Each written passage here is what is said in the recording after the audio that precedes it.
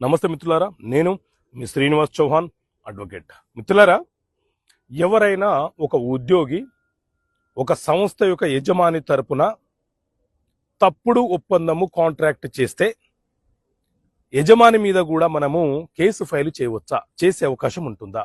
So మిత్రులారా, మన దేశంలో ఇండియన్ కాంట్రాక్ట్ యాక్ట్ 1872 అనే చట్టం ఉంది.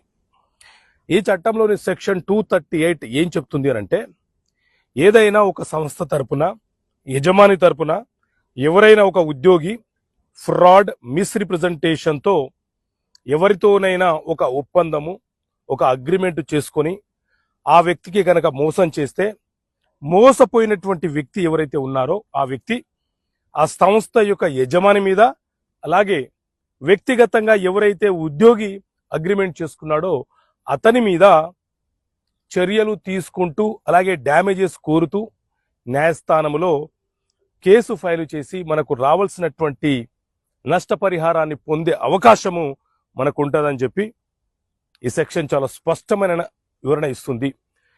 సో రియల్ ఎస్టేట్ కంపెనీలో కొంతమంది మార్కెటింగ్ ఎగ్జిక్యూటివ్స్ ఈ రకమైనటువంటి అగ్రిమెంట్లు ఒప్పందాలు చేసి చాలా మంది ప్రజలకు మోసం చేస్తున్నారు. కాబట్టి మీరు సంస్థ మీద కేసు పెట్టవచ్చు, ఆ మార్కెటింగ్ ఎగ్జిక్యూటివ్ మీద కూడా కేసు పెట్టే అవకాశం మనకు ఉంటుంది మిత్రులారా.